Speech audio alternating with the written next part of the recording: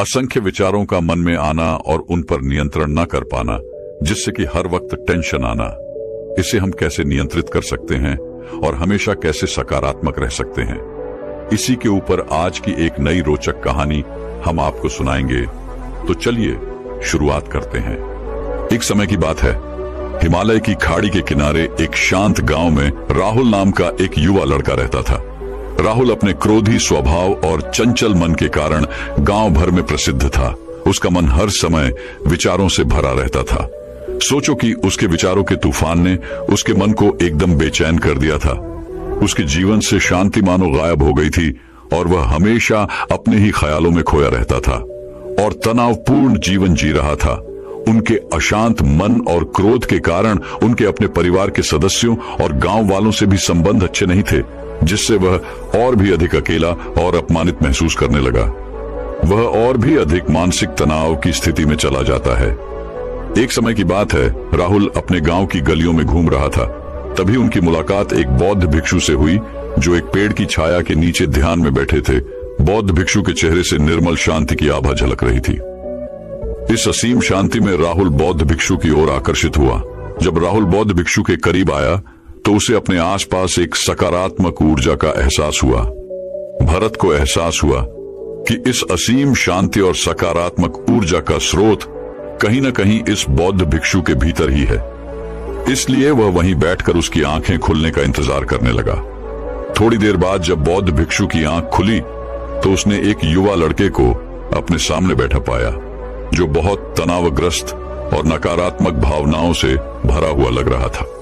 राहुल ने बौद्ध भिक्षु की ओर उदार भाव से देखा और बहुत विनम्रता से कहा, मालिक, मेरा मन बहुत अशांत है और मेरे मन के विचार मुझे खाए जा रहे हैं।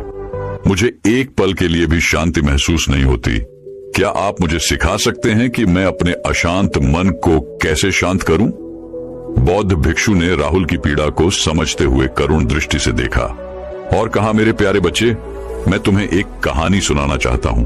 इस कहानी में मानसिक शांति और खुशी के रहस्य छिपे हैं। क्या आप कहानी सुनना चाहेंगे? राहुल ने हाँ में सिर हिलाया और पूरी एकाग्रता से कहानी सुनने को तैयार हो गया। उनके अंदर जिज्ञासा चरम पर थी। वो कहानी सुनने को बेताब था। बहुत समय पहले की बात है। एक नगर में शक्ति नाम का एक आदमी रहता था। शक्ति बेहद महत्वाकांक्षी व्यक्ति थे और उन्हें हर काम में लोगों से मदद की जरूरत पड़ती थी। यदि उसे किसी से असफलता और बुराई सुनने को मिलती थी तो वह गहरी चिंता और तनाव में चला जाता था।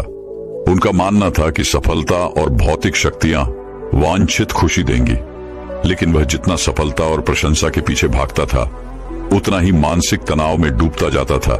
लेकिन अचानक शक्ति का सामना उस समय के मशहूर बौद्ध भिक्षु से हो गया, जिसका नाम महाकौशल था। महाकौशल अपने शिष्यों को ध्यान की शिक्षा देते थे और वह स्वयं एक बहुत ही ध्यानमग्न और प्रबुद्ध व्यक्ति थे। महाकौशल की अद्भुत एकाग्रता से प्रभावित शक्ति ने उनसे अपने भटकते मन को शांत करने का उपाय जानना चाहा। शक्ति ने कहा कि महंत मैं हमेशा सफलता के पीछे भागता हूं और लगातार अधिक हासिल करने की कोशिश करता हूं, फिर भी मुझे कोई क्षणिक संतुष्टि या आत्मसंतुष्टि नहीं मिलती। इस निरंतर बेचैनी के बीच में शांति कैसे पा सकता हूं? बौद्ध भिक्षु ने करुण दृष्टि से उसकी ओर देखा और उत्तर दिया, आपका मन एक अशांत नदी की तरह है जो हमेशा बहती रहती है। आप कभी भी शांत नहीं रह सकते। इसलिए इस अशांत मन को शांत करने के लिए आपको अपने विचारों को बिना किसी रुकावट के जाने देने की कला सीखनी होगी। शक्ति को आश्चर्य हुआ और उसने पूछा कि मैं अपने विचारों को कैसे जाने दूं? आखिर मैं भी तो अपनी इच्छाओं और महत्वाकांक्षाओं से बंधा हुआ हूं। यह सुनकर बौद्ध भिक्षु मुस्कुरा दिए। बौद्ध भिक्षु कहा, कल्पना करें कि आपके हाथ में पानी का एक गिलास है। अब आप इसे जितनी देर तक पकड़ कर रखेंगे यह उतना ही भारी होता जाएगा, और अगर आप इसे काफी देर तक पकड़े रहेंगे तो आपके हाथ में दर्द होने लगेगा। लेकिन अगर आप उस पकड़ को ढीला कर दें और छोड़ दें तो आपका बोझ खत्म हो जाएगा। राहुल ने पूरी कहानी और उसका संदेश ध्यानपूर्वक सुना। वह समझ गया कि अपने विचारों और इच्छाओं से चिपके रहने से उसका बोझ बढ़ जाता है और अंदर ही अंदर अशांति पैदा कर देता है। अब राहुल को कहानी का अंत सुनने की उत्सुकता से प्रतीक्षा थी। कहकर बौद्ध भिक्षु ने कहानी जारी रखी। एक बौद्ध भिक्षु की बात मानकर शक्ति ने विचारों को त्यागने का अभ्यास शुरू कर दिया। वह बिना किसी पूर्व निर्णय के अपने विचारों और भावनाओं को आते और जाते देखता था। अब उसने विचारों को पकड़ना बंद कर दिया था। विचार उठते थे और अपने आप चले जाते थे। धीरे धीरे उसे यह एहसास होने लगा कि उसकी इच्छा और भावना ही सभी दुखों का कारण है। जैसे जैसे शक्ति ध्यान में गहरे उतरते गए, उन्होंने पाया कि वर्तमान में जीना ही आंतरिक शांति का एकमात्र स्रोत है। वह खुद को वर्तमान में स्थापित करके अपने मन की निरंतर बकवास से छुटकारा पा सकता था। धीरे धीरे शक्ति का मन एक शांत झील की तरह हो गया, जो बाहरी दुनिया को अपने अंदर प्रतिबिंबित करती है। उन्होंने जीवन की सादगी में संतोष को अधिक महत्व दिया और भौतिक संपत्ति के प्रति अपना लगाव छोड़ दिया। जैसे ही शक्ति में ऐसे बदलाव की खबर लोगों के बीच फैली, दूर दूर से लोग मार्गदर्शन लेने आने लगे। लोगों को विचारों को मुक्त करने की कला सिखाना और उन्हें अपने भीतर शांति खोजने के लिए मार्गदर्शन करना, वह लोगों के बीच शांति और ज्ञान का प्रतीक बन गया। शक्ति और साधु की कहानी समाप्त कर महाकौशल बौद्ध भिक्षु कुछ देर के लिए चुप हो गए, ताकि इस कहानी का अर्थ राहुल के मन में अच्छी तरह बैठ जाए। राहुल ने बौद्ध भिक्षु की ओर देखा तो उनकी आंखों में अब एक नई समझ दिखाई दे रही थी। राहुल ने धीरे से कहा कि मुझे इस कहानी में ज्ञान दिखता है, लेकिन मैं इसे अपने जीवन में कैसे लागू करूं? मैं अपने अशांत मन को कैसे शांत कर सकता हूं? राहुल के इस सवाल पर बौद्ध भिक्षु गर्मजोशी से मुस्कुराते हैं और फिर कहा कि अशांत मन को शांत करने का अभ्यास आत्म जागरूकता से शुरू होता है। अपने भीतर उठने वाले विचारों का निरीक्षण करने के लिए प्रतिदिन कुछ समय निकालें। उन भावनाओं पर ध्यान दें जो आपके मन में आती हैं और देखें कि वे कैसे आती हैं और आकाश में गुजरते बादलों की तरह चली जाती है। राहुल ने आंखें बंद कर ली और बौद्ध भिक्षु के कहे अनुसार अपने विचारों का अवलोकन करने लगे। जैसे ही उसने अपने भीतर उठने वाले विचारों पर ध्यान देना शुरू किया, उसे इसका एहसास हुआ। उसे अपने अंदर चिंता और इच्छाओं की एक निरंतर धारा बहती हुई महसूस हुई। सिर्फ एक एहसास ने ही उसे एक अद्भुत शांति का एहसास कराया। उन्हें यह भी एहसास हुआ कि यह सभी विचारों और भावनाओं से अलग है। बौद्ध भिक्षु ने आगे कहा कि जैसे शक्ति ने खुद को सभी मोहमाया से अलग कर लिया था, वैसे ही अपने मन को अशांतकारी विचारों और भावनाओं से मुक्त करने का अभ्यास विकसित करो। बिना किसी पूर्वाग्रह के विचार को वैसे ही स्वीकार करें जैसे वह आता है और फिर धीरे धीरे उन्हें जाने दें और अपना ध्यान वर्तमान क्षण पर केंद्रित करें। लेकिन राहुल ने टोकते हुए कहा कि अगर विचार और भावनाएं इतनी मजबूत हैं तो क्या होगा? बौद्ध भिक्षु ने कहा, यह बना रहता है और मन को छोड़ने से इनकार करता है। बौद्ध भिक्षु ने राहुल की बात से सहमति जताते हुए सिर हिलाया और कहा, ऐसे कई मौके आएंगे जब आपके मन में सवालों का बवंडर चल रहा होगा। जब आपका दिमाग आपकी बात ही नहीं सुनेगा तो ऐसे में आपको अपनी सांसों की ताकत पर विश्वास करना होगा। एक बार फिर भिक्षु ने राहुल से कहा, अपनी आंखें बंद करो और अपनी सांसों पर ध्यान केंद्रित करने के लिए अपने पेट को ऊपर उठता हुआ और मत्ता हुआ महसूस करें। बौद्ध भिक्षु ने बताया कि जब भी आपका मन अशांत हो तो तुरंत अपनी सांसों पर लौट आएं। सांस की वाद्य गति आपको तुरंत वर्तमान के चरणों में वापस खींच लेगी और आपको शांति का अनुभव कराएंगी। एक बौद्ध भिक्षु के निर्देशानुसार आने और जाने वाली सांसों पर ध्यान केंद्रित करने का प्रयास करें। इस छोटे से व्यायाम से उन्हें मानसिक शांति का अनुभव हुआ। उसे याद आया कि उसकी सांसें हमेशा उसके साथ थी, जो उसे वर्तमान क्षण की याद दिलाती थी, आराम और शांति लाती है। राहुल के इस विकास को देखकर बौद्ध भिक्षु मंद मंद मुस्कुराए और बोले, मेरे प्रिय, बेचैन मन को शांत करना एक ऐसा अभ्यास है जिसमें बहुत प्रयास और दृढ़ इच्छा शक्ति की आवश्यकता होती है, क्योंकि लगातार व्यायाम से मांसपेशियां मजबूत होती हैं। उसी तरह नियमित अभ्यास से मन भी शांत होता है। स्वीकृति में सिर हिलाते हुए इस बौद्ध भिक्षु को धन्यवाद देते हुए उन्होंने वादा किया कि आज से वह अपने अशांत मन को शांत कर सकेंगे और अपनी गैर शक्तियों को मुक्त कर सकेंगे। बौद्ध भिक्षु ने राहुल के कंधे पर हाथ रखकर कहा, मुझे आपकी क्षमता पर बहुत भरोसा है और आपको जल्द ही आंतरिक शांति मिलेगी। लेकिन याद रखें कि यह आसान नहीं होगा, लेकिन अगर आप दृढ़ इच्छा शक्ति और खुले दिल से प्रयास करेंगे तो आप निश्चित रूप से वह शांति पालेंगे जो आपके अंदर है। उस दिन से राहुल अपने अशांत मन को शांत करने का प्रयास करने लगा और हर दिन ध्यान करने के लिए एक अलग समय निर्धारित किया। उसने अपने मन में उठने वाले विचारों को बिना किसी रोक टोक के जाने दिया और अपनी सांसों के जरिए खुद को वर्तमान में बनाए रखने की कोशिश की। समय के साथ अभ्यास करते हुए राहुल को अपने अंदर शांति का अनुभव हुआ। जैसे जैसे समय बीतता गया, राहुल को ज्ञान और शांति का स्रोत कहा जाने लगा। जैसे जैसे समय बीतता गया, भरत को ज्ञान और शांति का स्रोत कहा जाने लगा। ग्रामीण अपने अशांत मन को शांत करने के लिए राहुल के पास आने लगे। बौद्ध भिक्षुओं के शिक्षक दूसरों की मदद करते समय आत्म जागरूकता की शक्ति साझा करते हैं। बौद्ध भिक्षु आंतरिक शांति पाने की शिक्षा देते हैं। इसके साथ ही उन्होंने अपनी सांसों पर ध्यान देने और अपने विचारों को मुक्त करने की कला भी सिखाई। ऐसे निवासियों का विकास हुआ और उन्हें मन की अमूल्य शांति मिली। बौद्ध भिक्षु की शिक्षाओं और राहुल द्वारा संचालित अभ्यास के माध्यम से विचारों को त्यागने और वर्तमान में जीने की कला दूर दूर तक फैल गई। उन्होंने कई लोगों की जिंदगी बदल दी और जैसे जैसे समय बीतता गया, उनकी जिंदगी और भी बदलती गई। राहुल का शांत प्रभाव उसके गांव की सीमाओं से परे तक फैला हुआ था। आसपास के गांवों और शहरों से लोग राहुल के परिवर्तन की कहानी सुनते थे, उनसे सलाह लेने आते हैं। मन के बोझ तले दबे लोगों के लिए राहुल आशा की किरण बन गया। राहुल की शिक्षाएं केवल ध्यान और प्रवचन तक ही सीमित नहीं थी, बल्कि वह रोजमर्रा के काम जागरूकता के साथ करने पर ज्यादा जोर देते थे। वह लोगों को अपनी भावनाओं के प्रति जागरूक रहने की याद दिलाते थे। निष्कर्ष इस बात पर ध्यान दें कि आप दिन भर में क्या करते हैं और अपने आसपास होने वाली घटनाओं पर आप कैसे प्रतिक्रिया करते हैं। हर काम पूरी जागरूकता के साथ करें। जब आप खाएं तो प्रत्येक टुकड़े के स्वाद का आनंद लें। जब आप सूरज की रोशनी के सामने खड़े होते हैं तो उसकी गर्मी महसूस करें। लोग क्या कहते हैं उसे ध्यान से सुनें और समझें। छोटे छोटे बदलावों से लोगों के जीवन में चमत्कारिक परिवर्तन आते हैं। राहुल की शिक्षाओं से लोगों ने सीखा कि जीवन का आनंद वर्तमान में जीने में है। तो दर्शकों, वहीं अब अगली रोचक कहानी की शुरुआत कुछ इस प्रकार होती है। मन सकारात्मक सोच की आत्मकथा। रवि एक बहुत ही समझदार और होशियार लड़का था और साथ ही वह बहुत शर्मीला भी था। जब वह मुझसे पहली बार मिला तो उसे देखते ही मैं समझ गया था कि रवि बहुत अच्छा लड़का है। रवि ने मुझे अपने बारे में बताना शुरू किया और मुझे भी उसकी बातें सुनकर अच्छा लग रहा था। फिर मैंने रवि से कहा कि अब आप अपना काम समझ लो और काम करना शुरू कर दो।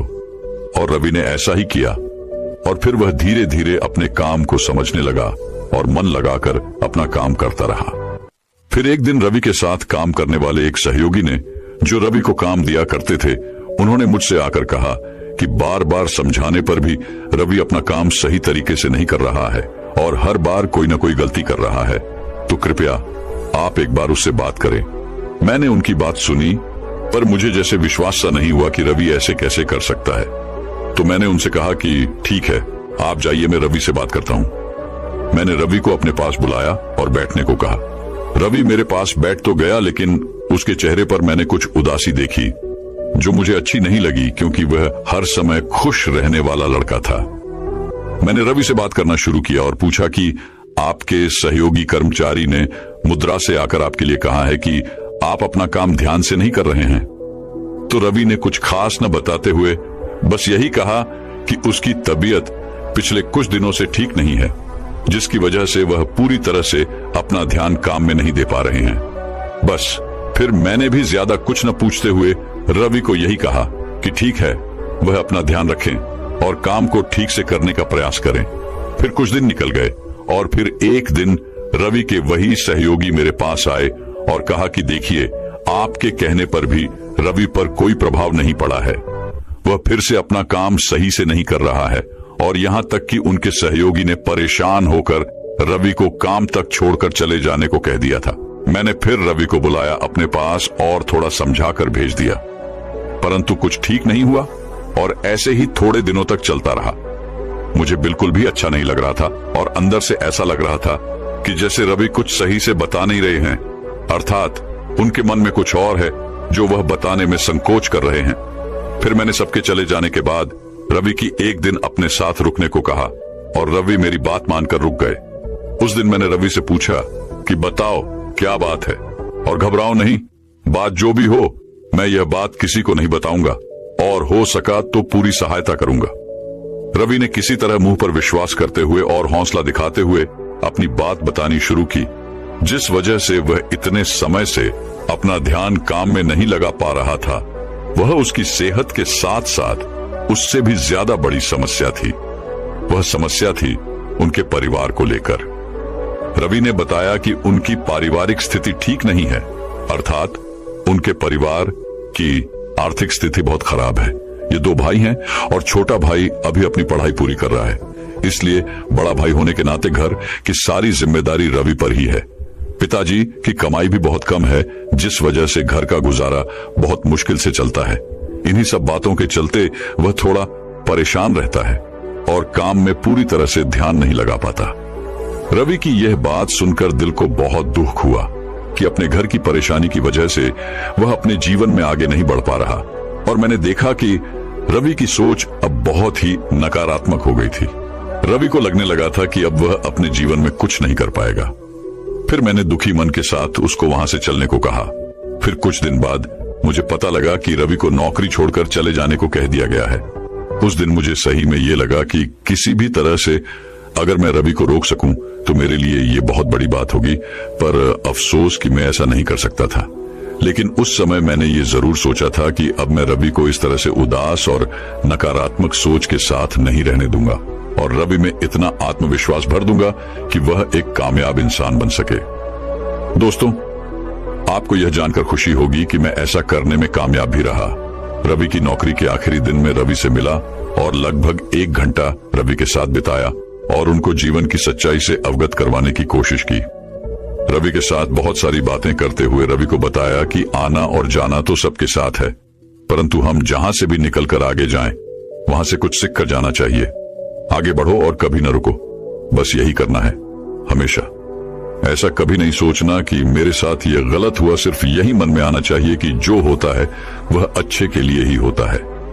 फिर मैंने रवि को बेस्ट ऑफ लक बोला और चलने को कहा। दोस्तों, आपको भी यह जानकर बहुत खुशी होगी कि फिर लगभग 2 महीने बाद मुझे रवि का फोन आया और उन्होंने मुझे बताया कि वह अब एक नई जगह काम करने लग गए हैं और वहां पर सब कुछ बहुत ही अच्छा चल रहा है और सब उनके साथ अच्छे से बात करते हैं। उस दिन रवि ने मुझसे कहा, सर, ये सब कुछ आपकी वजह से संभव हो पाया है। अगर उस दिन आपने मुझे वह सब कुछ नहीं समझाया होता तो आज पता नहीं मैं क्या कर रहा होता। जो आपने उस दिन मुझसे कहा वह मैंने अपने दिमाग और जीवन में उतार लिया और ये उसी का परिणाम है। उस दिन रवि से ज्यादा खुश शायद मैं था, क्योंकि मुझे लग रहा था कि ये मेरे लिए बहुत बड़ी बात है कि अगर मेरी सकारात्मक सोच की वजह से किसी की नकारात्मक सोच बदल सकती है और वह अपने जीवन में कुछ अच्छा हासिल करने में समर्थ हो सकता है, तो इससे अच्छी बात और क्या हो सकती है। तो देखा दोस्तों, किस तरह सकारात्मक सोच हमारे जीवन में महत्वपूर्ण भूमिका अदा करती है। तो दर्शकों, वहीं अब अगली रोचक कहानी की शुरुआत कुछ इस प्रकार होती है। एक दिन एक प्रोफेसर जैसे ही अपनी क्लास में आए, उन्होंने विद्यार्थियों से एक सरप्राइज टेस्ट लेने के बारे में पूछा। सभी विद्यार्थी अपने अपने डेस्क पर चिंतित होकर टेस्ट के बारे में सोच रहे थे। तभी प्रोफेसर ने सारी प्रश्न पत्रिका अपने हाथों में ली। प्रोफेसर के चेहरे से ऐसा लग रहा था जैसे टेस्ट बहुत मुश्किल होगी। उन्होंने एक एक करके सारी प्रश्न पत्रिका विद्यार्थियों को दी और उसे पलटने को कहते हुए टेस्ट शुरू करने के लिए कहा। पेज पलटते ही सभी को आश्चर्य हुआ, क्योंकि वहां कोई प्रश्न नहीं लिखा हुआ था, केवल पेज के बीच में एक काला डॉट बिंदु था। प्रोफेसर शांति से सभी के हाव भाव को देख ही रहे थे। उन्होंने उसे देखते हुए बच्चों से कहा कि मैं चाहता हूं कि तुम टेस्ट में वो लिखो जो तुम्हें वहां दिखाई दे रहा है। इसे सुनते ही सभी विद्यार्थी चिंतित हो कहते और बिना कुछ सोचे समझे लिखने लगे। क्लास के अंत में प्रोफेसर ने सभी विद्यार्थियों की उत्तर पत्रिकाएं जमा की और जोर जोर से विद्यार्थियों के सामने ही उसे पढ़ना शुरू किया, जिसमें सभी ने यही लिखा था कि पेज के बीच में एक काला धब्बा है या कुछ उस डॉट की स्थिति को दर्शाने की कोशिश कर रहे थे, इत्यादि इत्यादि। और इस तरह सभी उत्तर पत्रिकाएं पढ़ने के बाद पूरा क्लासरूम शांत था और तभी प्रोफेसर ने समझाना शुरू किया कि मैं आपके इन उत्तरों पर आपको कोई ग्रेड नहीं देने वाला हूं। मैं तो बस आपको कुछ ऐसा काम देना चाहता था जिसमें आपको थोड़ा सोचना पड़े।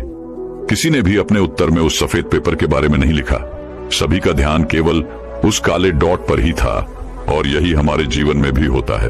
हमारे पास भी एक सफेद पेपर होता है जिसमें हम आनंद ले सके, खुद हो सके और जीवन का महत्व जान सके, लेकिन हम हमेशा जीवन के काले भागों पर ही ध्यान देते हैं। हमारा जीवन हमें भगवान द्वारा दिया गया सबसे बड़ा पुरस्कार है, जिसमें बहुत सारा प्यार भरा हुआ है। भगवान ने हमें खुश रहने के कई बहाने भी दिए हैं। उन्होंने सुंदर प्रकृति बनाई, हमें अच्छे दोस्त दिए, एक सुखी परिवार दिया, एक अच्छी जॉब दी और रहने के लिए अच्छा घर और जीवन साथी दिया। भगवान हर रोज हमारे जीवन में कोई न कोई चमत्कार जरूर करता रहता है। जीवन में इतनी सारी अच्छी चीजें होने के बावजूद हमारा ध्यान केवल जीवन के काले भागों में ही होता है। इस काले भाग में स्वास्थ्य से संबंधित समस्याएं, पैसों की कमी, उलझे हुए रिश्ते, दोस्तों से नाराजगी इत्यादि समस्याएं शामिल है। अगर हम जीवन के सुंदर भागों से इस काले भाग की तुलना करें तो हम पाएंगे कि सुंदर भाग की तुलना में ये काला भाग बहुत ही छोटा है, लेकिन फिर भी उस छोटे भाग ने हमारे दिमाग को खाली कर दिया है। हमें हमारी आंखें काले भागों पर लगाने की बजाय जीवन की सुंदर चीजों का आनंद लेना चाहिए और अपने साथ साथ लोगों को भी आनंदित करते रहना चाहिए। आनंदित रहे और सकारात्मक पॉजिटिव जीवन जिए। सकारात्मकता हमारे जीवन में बहुत मायने रखती है, क्योंकि इसकी मदद से हम बड्ढे से बड्ढी समस्या को भी आसानी से सुलझा सकते हैं। क्योंकि एक निराशवादी को हर अवसर में कठिनाई दिखाई देती है और एक आशावादी को हर कठिनाई में एक अवसर दिखाई देता है। महापुरुष हमेशा से ये कहते आए हैं कि सकारात्मक सोच वाला व्यक्ति अपनी सोच से असंभव को भी संभव कर पाता है। सकारात्मक सोच भले ही सारी समस्याएं ना सुलझा पाए, लेकिन ये काफी लोगों को झुंझलाने के लिए काफी होती है। तो दर्शकों, वहीं अब अगली रोचक कहानी की शुरुआत कुछ इस प्रकार होती है। व्यक्ति का जीवन संघर्षों से भरा हो जाता है। इसमें उतार चढ़ाव का आना जाना लगा रहता है। मुसीबत के समय ही व्यक्ति की सही मायने में परीक्षा होती है, क्योंकि मुसीबत के समय में हम कैसा व्यवहार करते हैं यह बहुत ज्यादा मायने रखता है। बहुत समय पहले की बात है। एक नगर में एक छोटा सा परिवार रहता था जो बहुत ही दयनीय स्थिति से गुजर रहा था। परिवार लगातार संघर्षों से जूझ रहा था, परंतु एक के बाद एक समस्या आती जा रही थी। लगातार आ रही समस्याओं से निराश होकर परिवार के छोटे लड़के ने अपने पिता से कहा कि अब हम थक चुके हैं, मुझे अपना भविष्य अंधकारमय दिखाई दे रहा है। लड़के के पिता खाना बनाने का काम करते थे। वो अपने लड़के को रसोई घर में लेकर गए। रसोई घर में उन्होंने 3 घड़ों में पानी भरकर उसे चूल्हे पर रख दिया। कुछ समय के पश्चात तीनों बर्तन में पानी उबलने लगा। उसने एक एक करके पहले बर्तन में आलू, दूसरे में बर्तन में अंडे और तीसरे बर्तन में कॉफी बीन्स डाल दिए। लड़का बेसब्री से इंतजार कर रहा था। उसके दिमाग में चल रहा था कि पिताजी ये सब क्या कर रहे हैं। 20 मिनट बाद उन्होंने चूल्हे को बंद कर दिया। पिता ने सबसे पहले आलू को एक कटोरे में निकाला, उसके बाद अंडा और अंत में कॉफी को निकालकर एक कप में रख दिया। उन्होंने लड़के की तरफ मुड़कर कहा, बेटा तुम क्या देख रहे हो? लड़के ने तुरंत जवाब देते हुए कहा कि आलू, अंडे और कॉफी। पिता ने कहा, करीब से देखो और आलू को छुओ। लड़के ने आलू छुआ और कहा कि यह तो नरम हो गया है।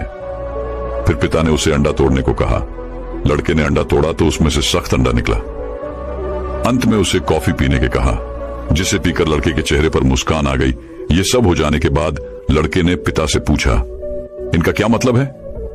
पिता ने समझाया कि आलू, अंडा, कॉफी बीन्स, इन तीनों को ही उबलते पानी का सामना करना पड़ा, परंतु सभी ने अलग अलग प्रतिक्रिया दी। मजबूत आलू नरम हो गया, नाजुक अंडा सख्त हो गया और कॉफी बीन्स पानी के संपर्क में आकर पानी को ही बदल दिया। पिता ने बेटे से कहा कि अगर तुम्हारे दरवाजे पर मुसीबत आएगी तो तुम कैसा व्यवहार करोगे? क्या तुम आलू हो, अंडा हो या फिर कॉफी बीन्स हो? कहानी की शिक्षा। जीवन में हर रोज नई नई चीजें हमारे आसपास होती हैं। बस एक चीज मायने रखती है, आप इस पर प्रतिक्रिया कैसे करते हैं? तो दर्शकों, वहीं अब अगली रोचक कहानी की शुरुआत कुछ इस प्रकार होती है। आप में से कई लोग सत्संग सुनने जाते हैं, जबकि कई लोग ऐसा करना व्यर्थ समझते हैं। उनका सोचना होता है कि किसी से अच्छी बातें सुनने से क्या बदल जाएगा। लोग अक्सर ऐसी बातें बड़े बुजुर्गों से भी सुनते हैं, लेकिन वो एक कान से सुनते हैं तो दूसरे कान से निकाल देते हैं। लोग सोचते हैं कि उन बातों को अपने जीवन में लागू करना एक सामान्य व्यक्ति के लिए आसान नहीं होता, और अगर उसके बिना जीवन चल रहा तो इतनी जहमत उठाए कौन। सत्संग को लेकर जब ऐसी ही समस्या एक व्यक्ति ने गौतम बुद्ध के सामने रखी, तो जानिए गौतम बुद्ध ने इस पर क्या कहा। बुद्ध हर हफ्ते नए गांव जाकर वहां लोगों को उपदेश दिया करते थे। सभी लोग बुद्ध के उपदेश से बहुत प्रभावित होते। बुद्ध के उपदेश को सुनकर गलत मार्ग पर चलने वाला व्यक्ति सही मार्ग पर चलने लगता था। एक दिन एक नए गांव में बुद्ध उपदेश देने पहुंचे। उपदेश सुनने के लिए भक्तों की भारी भीड़ मौजूद हुई। उन्हीं भक्तों में एक भक्त ऐसा भी था जो भीड़ कम होने का इंतजार कर रहा था। फिर जैसे ही भीड़ कुछ कम हुई, वह बुद्ध के पास गया और बुद्ध के सामने उसने अपना संशय रखा। उसने बुद्ध से कहा, गुरुजी, आप 3 दिनों से लगातार उपदेश दे रहे हैं। 3 दिनों से मैं भी लगातार आपका उपदेश सुनने आ रहा हूं, पर फिर भी मेरे मन में एक उलझन है। बुद्ध ने बोला, तुम बेफिक्र होकर पूछो कि तुम्हारे मन में क्या उलझन चल रही है। वह व्यक्ति बोला, गुरुजी, आप जब भी उपदेश देते हैं तो मेरा मन एकदम से प्रफुल्लित हो उठता है। मैं खुद को ऊर्जावान महसूस करता हूं, लेकिन जैसे ही मैं अपने घर में प्रवेश करता हूं तो ऐसा लगता है कि जैसे वह सकारात्मक ऊर्जा कहीं गायब हो गई है। मैं अपने घर पर उन नियमों का पालन नहीं कर पाता जो मुझे करनी चाहिए। घर में प्रवेश करते ही ऐसा क्या बड़ा बदलाव आ जाता है कि आपके उपदेश वहां कोई काम नहीं करते। बुद्ध उसकी व्यक्ति की बात को ध्यानपूर्वक सुन रहे थे। उन्होंने 2 मिनट सोचकर जवाब दिया, वो बांस की टोकरी देख रहे हो? तुम उसे उठाओ और उसमें तालाब से पानी भरकर ले आओ। याद रहे कि उसमें से पानी नहीं गिरना चाहिए। उस व्यक्ति ने वही किया जो बुद्ध ने कहा। वह तालाब पानी भर के ले आया, पर जब तक वह बुद्ध के पास पहुंचा, उस टोकरी से सारा पानी गिर चुका था। बुद्ध ने उसे प्यार से कहा, कोई नहीं, तुम आज पानी लाने में असफल हुए, पर यह मेरा वादा है कि आने वाले समय में तुम निश्चित ही इस टोकरी में पानी भर सकोगे। वह आदमी अब हर रोज ऐसा करता, पर सफल नहीं हो पाता। एक दिन उस आदमी ने बुद्ध से कहा कि टोकरी में तो आज तक पानी भर नहीं पा रहा है। बुद्ध ने इस पर जवाब दिया, वत्स, तुम पहले अच्छे से देखो कि टोकरी को देखकर तुम्हें क्या फर्क नजर आ रहा है। उस व्यक्ति ने टोकरी का अच्छे से निरीक्षण किया और कहा, एक फर्क जरूर नजर आया है। पहले टोकरी के तल में मिट्टी जमा होती थी, अब वह साफ दिखाई देती है। कोई गंदगी नहीं दिखाई देती है और इसके छेद पहले जितने बड़े नहीं रह गए, वे बहुत छोटे हो गए हैं। तब बुद्ध ने उसे समझाया, यदि इसी तरह इसमें पानी निरंतर डालते रहोगे तो कुछ ही दिनों में ये छेद फूलकर बंद हो जाएंगे और टोकरी में पानी भर पाओगे। इसी प्रकार जो निरंतर सत्संग करते हैं, उनका मन एक दिन अवश्य निर्मल हो जाता है। अवगुणों के छिद्र भरने लगते हैं और गुणों का जल भरने लगता है। अब उस व्यक्ति को सत्संग का असली महत्व समझ आ चुका था। बुद्ध की यह कहानी साधारण लग सकती है, लेकिन इसमें जीवन की एक बद्धी सीख छिपी है जिसे हम अक्सर नजरअंदाज करके चलते हैं, जबकि यह हमारे जीवन को बद्ध स्तर पर प्रभावित करता है। वह सीख है अच्छी संगति रखना, अच्छी सोच और अच्छे लोगों के संपर्क में रहना। तो दर्शकों, वहीं अब अगली रोचक कहानी की शुरुआत कुछ इस प्रकार होती है। विवाह के लिए दोनों पक्षों की तरफ से हाँ होने के बाद विवेक ने सुगंधा से वादा लिया, मेरे माता पिता को कभी कोई कष्ट न हो, बड़े भैया उनके साथ रहते हैं। इसका मतलब ये नहीं कि हमारे सारे फर्ज पूरे हो गए। जब कभी जिम्मेदारी उठानी पड़ी तो मैं चाहता हूं तुम पीछे न हटो, मेरे कदम से कदम मिला चलो और उनके लिए दिल से करो। छोटा भाई बाहर सेठ है, मतलब ये है कि वो जब भी आएगा मेहमान की तरह। और हाँ, एक बात और, पिताजी ने अपनी छोटी सी सरकारी नौकरी में हम तीनों पर बराबर मेहनत की है। ये मेरी लापरवाही रही या किस्मत कह लो कि मैं दोनों की तरह बहुत आगे नहीं जा पाया। इसलिए कल को तुम्हें किसी तरह की हीन भावना न हो, इसलिए पहले से मन पक्का कर शादी करना। छोटी सी प्राइवेट नौकरी है, घर में बेशक आलीशान सम्मान न भरा हो, पर दिल में तुम्हारे लिए भरपूर प्रेम रहेगा। सुगंधा पर ही लिखी होशियार लड़की विवेक के पाक दिल और नेक इरादों से प्रभावित हो गई। अपनी पारिवारिक परिस्थिति को देख वो हर समझौते के लिए तैयार हो गई। विवाह के बाद कुछ दिन ससुराल रह चल दी पतिदेव के साथ। कमाई बेशक ज्यादा न थी, कई बार महत्वाकांक्षाओं को मारना पड़ता था, लेकिन उसकी छोटी सी दुनिया में सुख, चैन और प्रेम सब था। मध्यवर्गीय परिवार से थी तो हर परेशानी को बचपन से बारीकी से देखती आई थी। बेशक पिताजी ने कमी होते हुए भी हर सुविधाएं दी, लेकिन आज उन सुविधाओं में से भी कियों का अभाव था। अपने वादे के मुताबिक उसने तकलीफों का कभी रोना नहीं पीटा। दोनों प्रेम से रहते, माता पिता के पास अक्सर आते जाते रहते थे। वहां जाकर बस एक बात खटकती थी, माँ की कोई बात गलत लगने पर बड़े भैया भाभी का तुरंत पक्ष ले लेते और विवेक उसकी उम्मीद सुगंधा से हर हाल में चुप रहकर सहयोग करने की ही होती। उसे बुरा भी लगता तो बस 2 दिन आई हो, कह विवेक चुप कर देता। एक दिन पता चला माँ और भाभी के बीच की अनबन से परेशान हो भैया ने ट्रांसफर बाहर करवा लिया है। श्रवण कुमार विवेक के पास दूसरा कोई हल न था, चल दिए परिवार सहित माता पिता के साथ रहने। सुगंधा भी अपने वादे के मुताबिक तन मन धन से सेवा में जुट गई। कुछ दिन बीतने के बाद सास बहू में वैचारिक भेद शुरू हो गए। सही होते हुए भी सुगंधा विरोध नहीं कर पाती, मन महसूस कर रह जाती। जिंदगी एक ढर्रे पर चल पड़ी, कहीं कोई बदलाव नहीं। घर में बातें कम, तनाव ज्यादा रहने लगा। छोटी छोटी बातों में रोक टोक रिश्तों में दुरियां लाने लगी। सब्जी ये क्यों बनाई, अभी कहां जा रहे हो? विवेक तो पहले रसोई में झांकता भी नहीं था, कभी बाहर का खाना पसंद नहीं करता था। और भी न जाने कितने बेतुके प्रश्न। कहने का मतलब ये है कि रोज के मनमुटाव विवेक के घर घुसने के बाद सरदर्दी बनने लगे। जब बहुत समझाने के बाद भी हल नहीं निकला तो उसने सुगंधा से ही चुप रहने की याचिका की। देखो सुगंधा, सब कहेंगे बड्ढा दंभ भरता था, आज खुद पर पड़ ही तब अक्ल आई। ये लोग बुजुर्ग हैं, इनसे बदलने की उम्मीद करना बेकार है। तुम मेरी धर्मपत्नी हो, मेरी परेशानी समझो और किसी भी तरह समस्या का हल निकालो। तीनों बेटे पिता को छोड़ दी कैसे रह सकते हैं शिवू? भैया की पोस्टिंग बाहर है और छोटा आउट ऑफ इंडिया में। इनके बुढ़ापे में इन्हें अब कहीं छोड़ डच कर नहीं जा सकता। इस तरह घर के झमेलों में पढ़ा रहा तो अच्छी नौकरी भी नहीं ढूंढ पाऊंगा। सुगंधा समझ रही थी उसे हर हाल में सामंजस्य बैठाना होगा। उसने हर बात का हल यही निकाला कि बहस करना या अपनी राय रखने से अच्छा है चुप रह सब करना। वो चुपचाप सब काम करती रहती, अपनी तरफ से सेवा में कोई कमी न करती। आज पिताजी के कोई पुराने मित्र मिलने आए। अरे विवेक, तुम कब आए? वहां तो सुना है तुम्हारी अच्छी नौकरी लग गई थी। क्यों बेटा नौकरी छोड़ दिया आए? मुझे यकीन था तुम इन्हें अकेला कभी नहीं छोड़ दोगे। विवेक बोलने ही वाला था, पिताजी बीच में बोल पढ़े। बड्ढे का तबादला बाहर हो गया था, छोटा विदेश है। एक यही था जो नौकरी छोड़ आ सकता था। हमने कहा यहीं आकर रहो, थोड़ा कम भी मिलेगा तो क्या, घर खर्च तो हम चला लेंगे। इस बहाने थोड़ी बचत भी हो जाएगी। वहां जितनी कमाई थी सब खर्च हो जाती।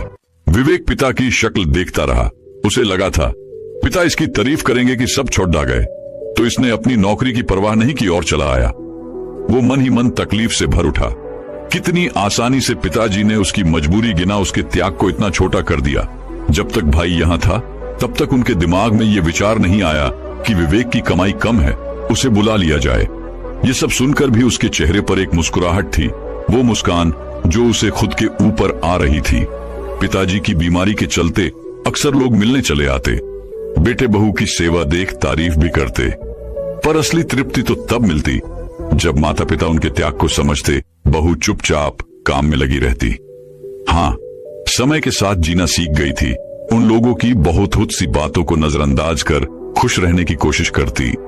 अब एक बिटिया भी थी, आधा मन उसके कारण लग जाता। जहां देखा साथ बैठ, हर समय कुछ न कुछ सुनाया जाता है।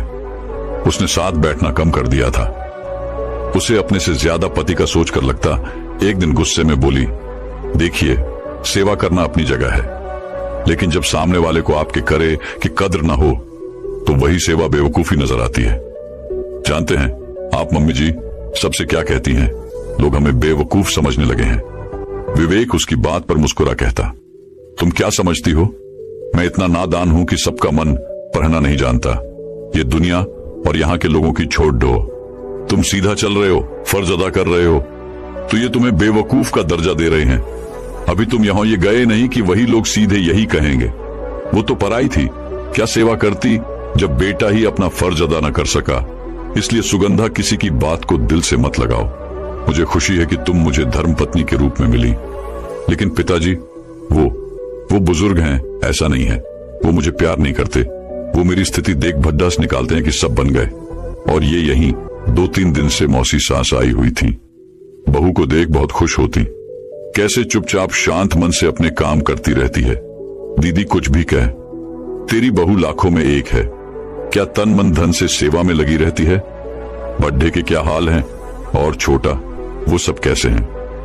पिताजी बीच में ही गर्व से बोले, दोनों बहुत होनहार हैं, अच्छी कमाई करते हैं। उन दोनों ने मेरी मेहनत सफल कर दी। शान से कह सकता हूँ दोनों लायक हैं।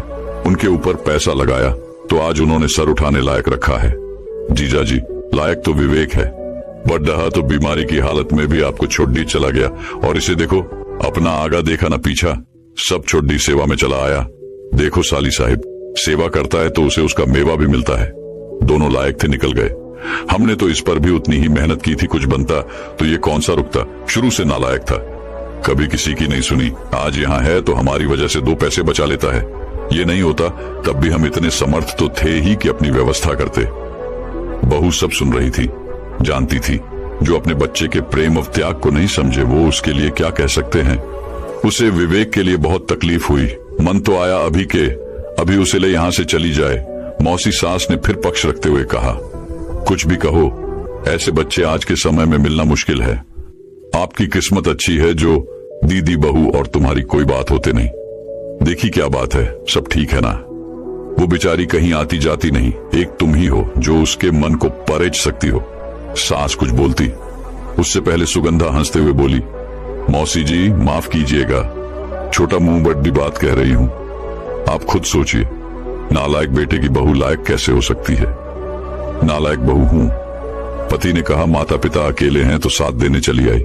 बुजुर्ग हैं, उनका हर कहा मानना होगा, तो बिना विरोध जो कहा वो मानती गई। कभी इन लोगों की कोई बात पसंद नहीं आई तो पति से कहा। उस नालायक बेटे ने माता पिता के सामने मुंह बंद रख बिना विरोध के चुपचाप करते रहने को कहा। मैंने वो भी किया, हालत से समझौता कर चुप रहना सीख गई। पर बेटा सब कुछ करने के बाद भी नालायक ही रहा तो मैं कैसे लायक हो सकती थी। उनके त्याग, सेवा और फर्ज का ये सिला मिलेगा। अगर समय रहते समझती तो आज अफसोस ये है कि ये नालायकी मैंने तब दिखाई होती जब सब कुछ छोड़ डचा देकर यहाँ आने को तैयार हुए थे। बहू की बात से सास ससुर के चेहरे का रंग उड़ गया। आज से ये नालायक बहू बिल्कुल नालायक हो चुकी है, क्योंकि अंतरात्मा की आवाज को रोक नहीं पाई। अपने मन की कह नालायक बहू फिर चुपचाप अपने फर्ज अदा करने में लग गई। किसी के सीधेपन और फर्ज को उसका स्वार्थ बता कम मत आंकिए। मन का सुकून हर किसी को चाहिए। किसी के मन से की गई सेवा भाव को स्वार्थ का जामा पहना, उसके मन के साथ खिलवाड़ क्यों। भावनाएं हर किसी में होती हैं, पर समय पर अभिव्यक्त कराने वाले के विचारों की कद्र करनी चाहिए। दोस्तों, मैं उम्मीद करता हूं कि यह कहानी सुनने से आपके जीवन में अच्छे बदलाव आए होंगे। आपको इस वीडियो से क्या सीखने मिला ये कमेंट करके जरूर बताएं, और अपने परिवार, दोस्तों या आपके करीबी इंसान के साथ ये कहानी शेयर करके उन्हें भी इस ज्ञान से परिचित करवाएं। बाकी अगर आपको यह वीडियो दिल से अच्छी लगी हो तभी इस वीडियो को लाइक कर देना, और आपने अब तक इस चैनल को सब्सक्राइब न किया हो तो चैनल को सब्सक्राइब भी जरूर कर देना। आपका हर दिन शुभ हो और खुशियों से आपका जीवन भरा रहे। धन्यवाद। नमो बुद्धाय।